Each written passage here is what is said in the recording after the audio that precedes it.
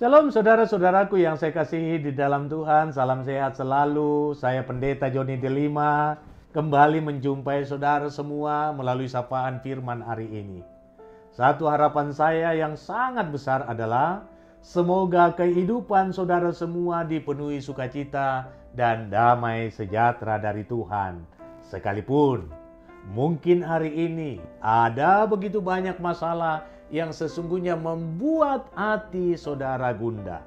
Tetapi apapun keadaan saudara hari ini, tidak akan meniadakan sukacita di hati, karena Tuhan berkenan menjumpai saudara dengan kebenaran firman-Nya.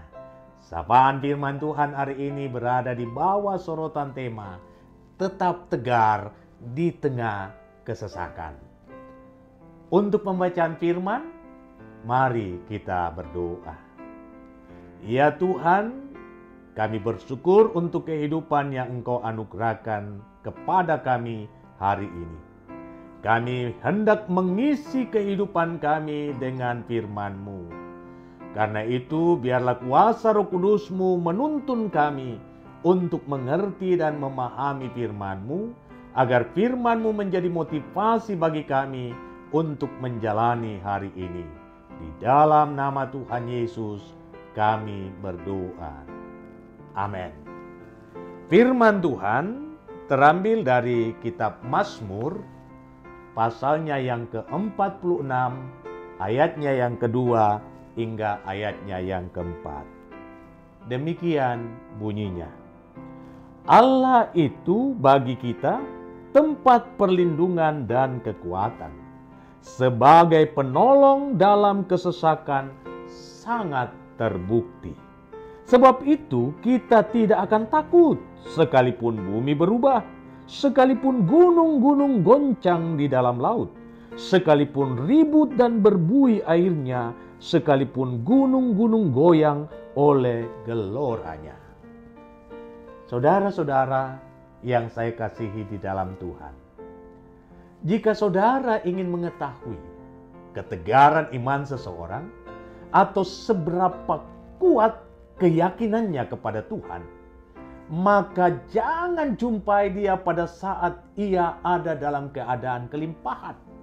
Tetapi temui dia saat ia terjatuh atau hidupnya terpuruk. Sebab orang bisa saja mengatakan 1001 macam alasan mengapa ia percaya kepada Tuhan saat ia berada di zona nyaman. Tetapi ketika dia berada dalam zona yang tidak nyaman, maka ia tidak lagi mempunyai alasan untuk tetap bertahan dalam imannya. Mengapa? Sebab banyak orang pudar semangat berimannya ketika ia sedang dalam pergumulan. Ya, banyak orang termasuk anak-anak Tuhan yang sangat sulit untuk berkata bahwa Tuhan yang dia sembah itu baik, pada saat segala sesuatu yang ia harapkan dalam hidup tak satu pun yang tergapai.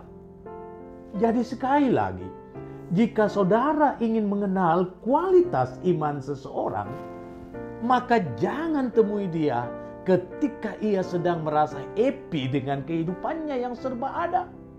Tetapi jumpai dia ketika segala sesuatu yang ia miliki itu habis.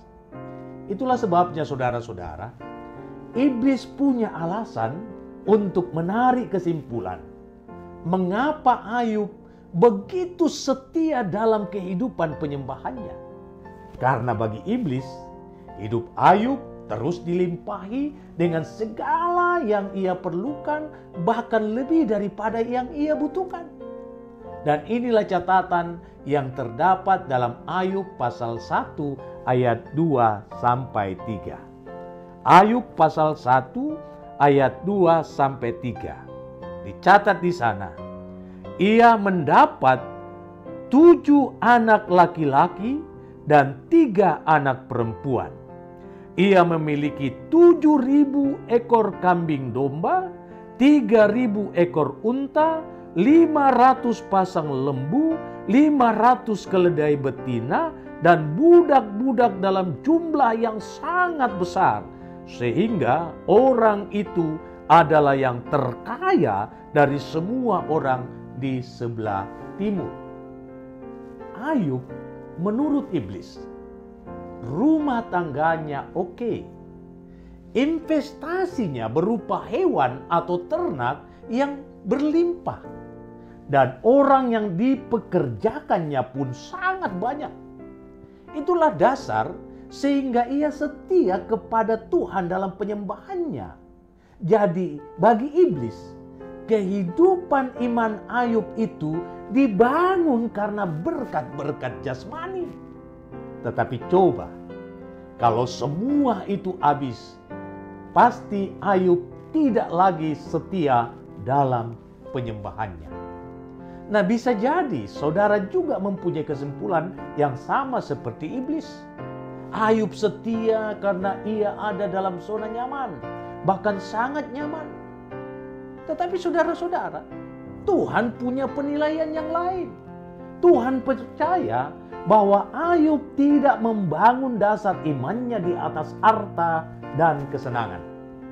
Karena itu, Tuhan mengizinkan Ayub mengalami pencobaan yang sangat berat.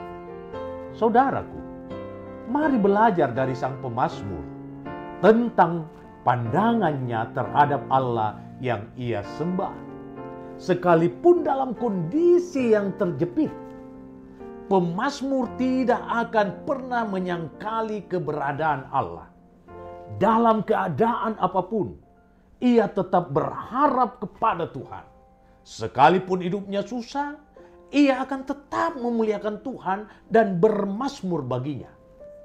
Sekalipun jalan hidupnya penuh onak dan duri, semangat penyembahannya tidak akan pernah surut. Menjadi tanda tanya, mengapa sang pemazmur memiliki keyakinan yang kuat di tengah kesulitan yang terjadi? Saudaraku, ada beberapa alasan. Pertama, karena sang pemazmur sungguh yakin bahwa Allah yang ia sembah itu maha kuasa. Allah yang maha kuasa inilah yang mengatur dan mengendalikan kehidupan. Sehingga tidak ada alasan bagi sang pemazmur untuk tidak takluk sepenuhnya kepada kuasanya. Sang pemazmur yakin bahwa Allah yang ia sembah akan menjadi tempat perlindungan dan benteng yang kokoh.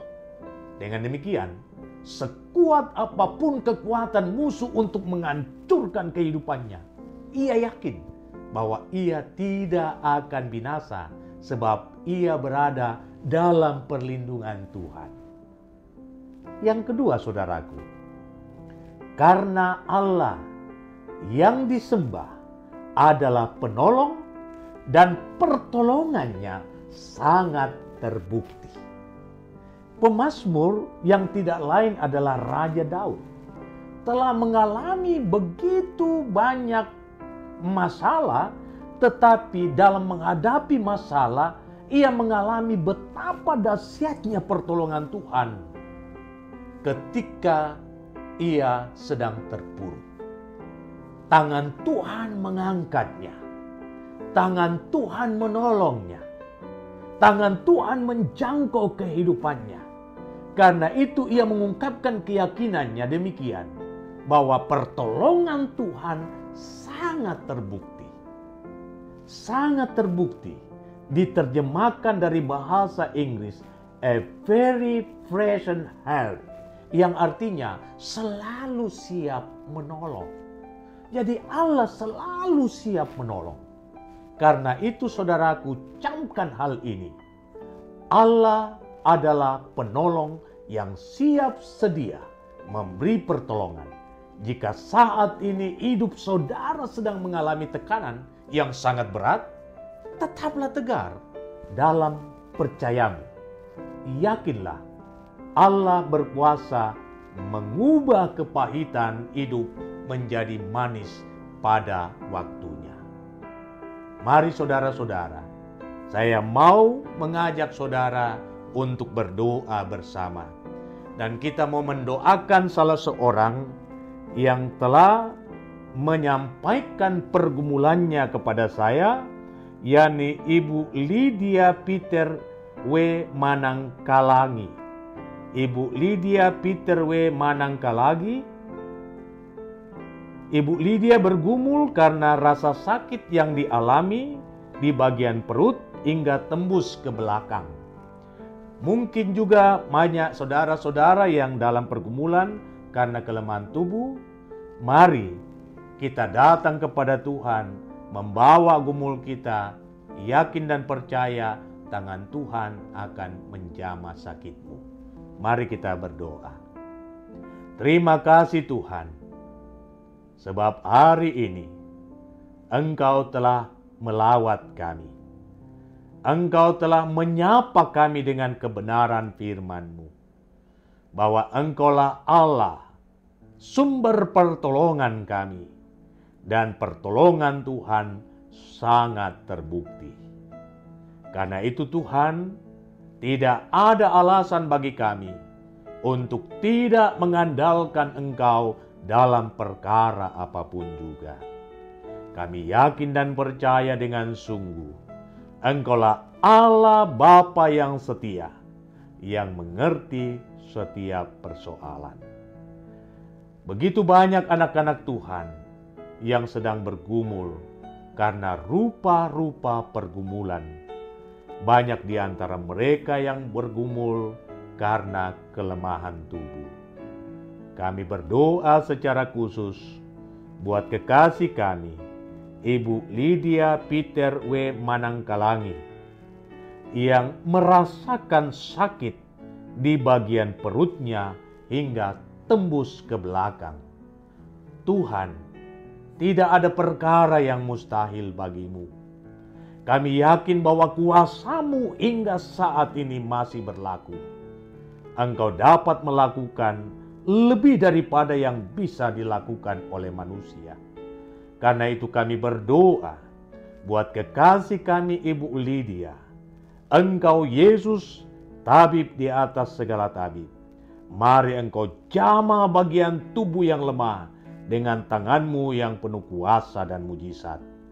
Kiranya perkara mujizat yang terjadi di zaman yang lampau, di mana Engkau dapat mencelikkan mata orang yang buta hingga bisa melihat, mereka yang tidak bisa mendengar,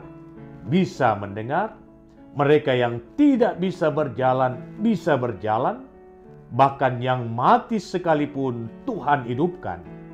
Maka kami pun yakin dan percaya bahwa Engkau dapat melakukan perkara yang sama buat kekasih kami, Ibu Lydia. Berkati segala makanan, minuman, dan obat-obatan, sehingga lewat semua itu kekasih kami boleh dipulihkan kembali. Sendengkan telinga pengasihan-Mu untuk mendengarkan setiap doa dan harapnya.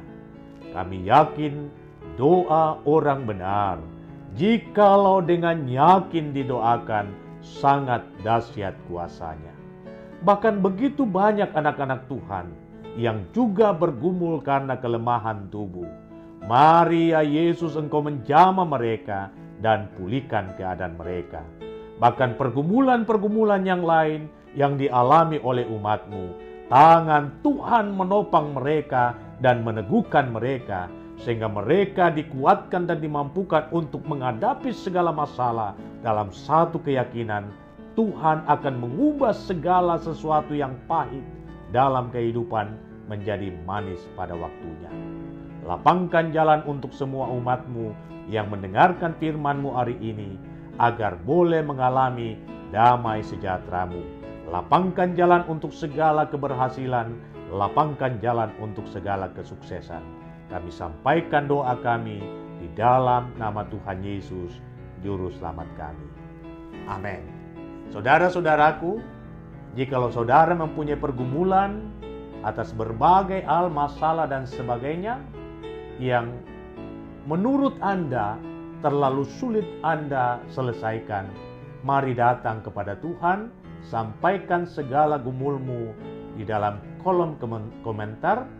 Kita akan berdoa bersama-sama.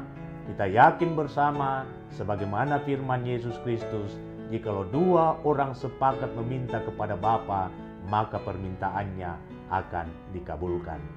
Selamat menjalani aktivitasmu hari ini.